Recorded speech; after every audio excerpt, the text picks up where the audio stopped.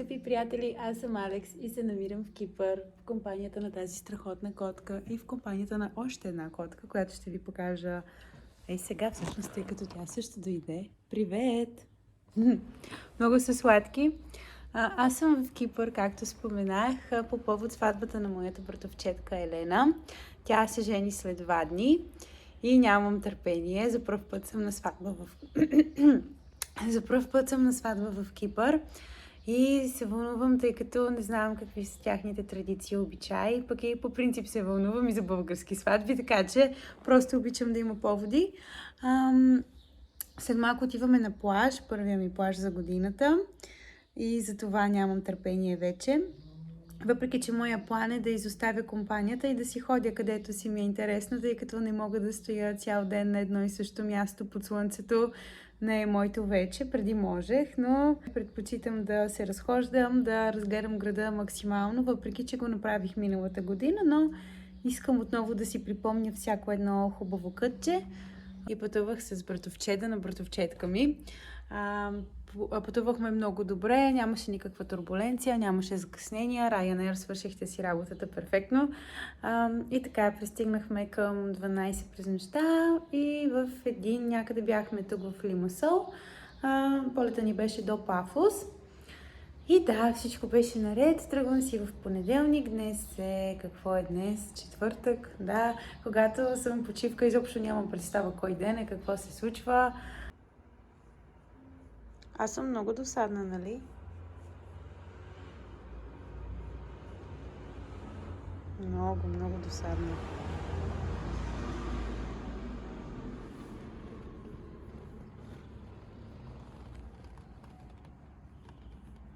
Ти обичаш да се гушкаш повече, ми направи впечатление.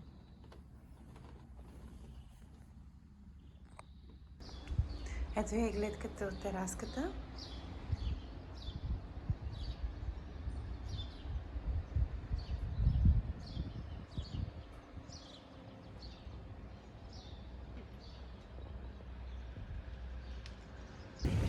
Официално открих летния сезон и в момента съм на първия си плаж и току-що изгрява слънцето в този момент. Буквално до сега беше леко мрачно, но все пак приятно. Около 25 градуса е. Ето я и нашата прекрасна гледка.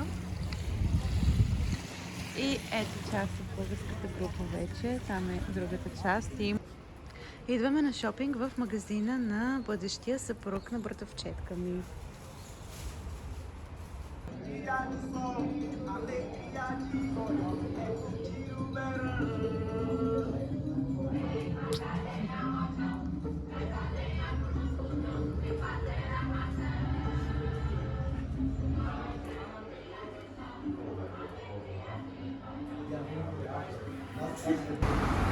Намираме се на моята любима търговска уличка.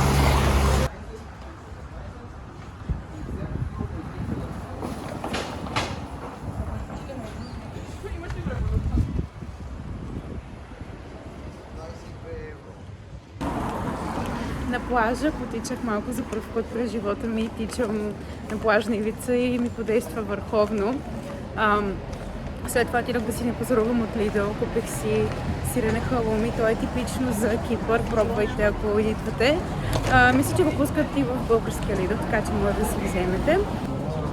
На идване в колата бях супер заспала, но след шопинга всичко се оправи, настроението ми дойде, енергията ми също.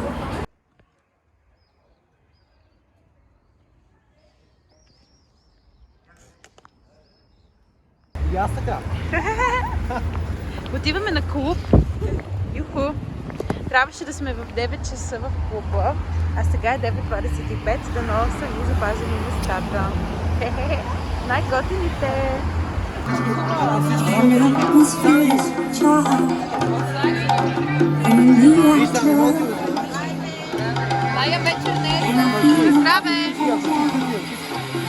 За първ път съм на кипърска сватба. Разказаха ми част от обичаите, които правят тук. Разбрах, че увиват булката в някакви червени шалове. Не знам, не съм сигурна. Ще снимам. Спах до 9 днес, до малко по-късно. Вчера се събудих в 6 сутринта. Това нещо изобщо не съм го очаквала от себе си.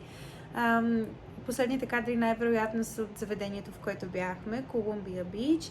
Посетихме го и миналата година. Страхотно е и ви го препоръчвам, доколкото знам, едно от най-хубавите в Лимасол. В това заведение отидохме към 9:30 и си тръгнахме към 11:30. Ние вече толкова сме се наживяли, изобщо не ни се ходи по такъв тип места. Видях тези две книжки, тази за езика на тялото. Тя е супер интересна и ви я препоръчвам. Въпреки че реално не съм чела тази, но съм чела на Джо Наваро, който и също е много добра, около доста по-голяма беше от тази, но и тази съм чувала суперлативи за нея. Прочетох няколко неща на бързичко и останах доволна. И тази си харесах, започнах я. До 40-та страница стигнах, харесва ми, става. Надявам се натам да има още повече екшън.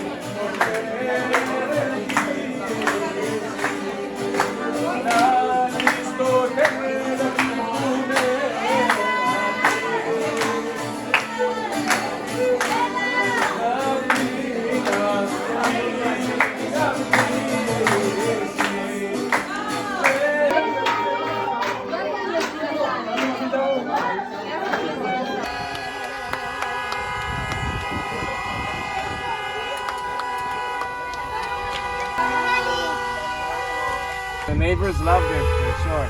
Oh, yeah.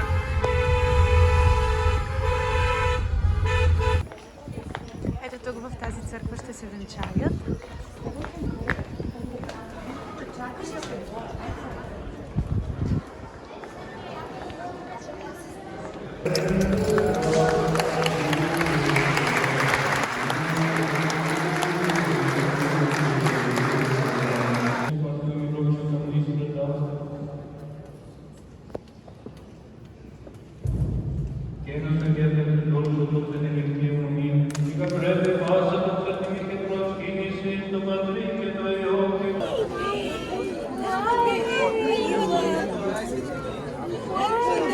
Готова ли си, мама и тати? Мама и тати!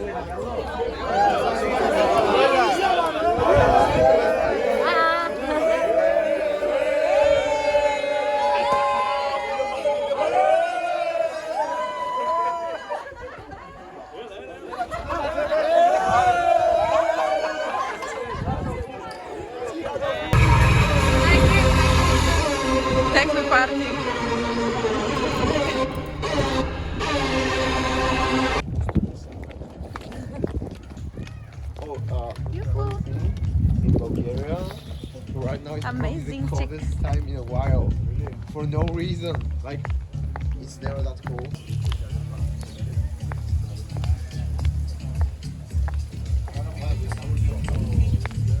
Време за интересната част.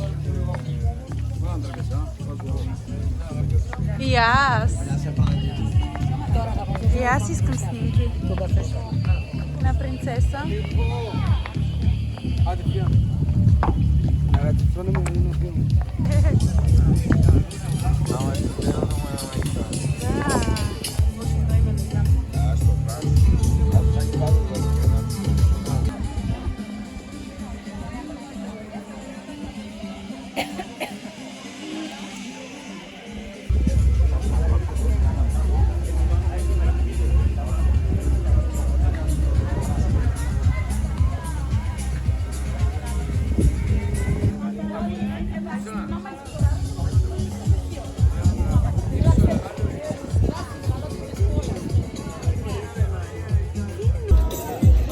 България и в Кипър младоженците дават подаръци на гостите.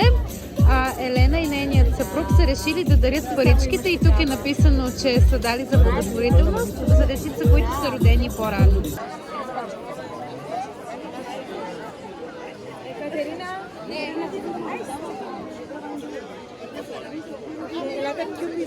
Κανονικά μόλις τελειώσουμε το show, μήπως. Yes.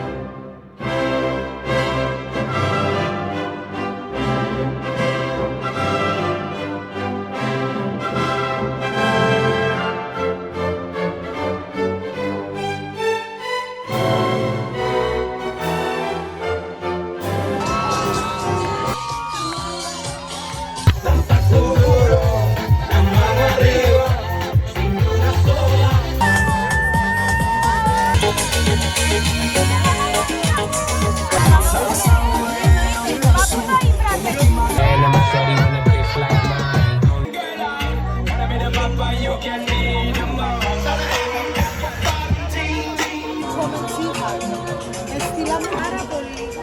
Εγώ και περίμενα να σας το πω να μου σε εντεράσει,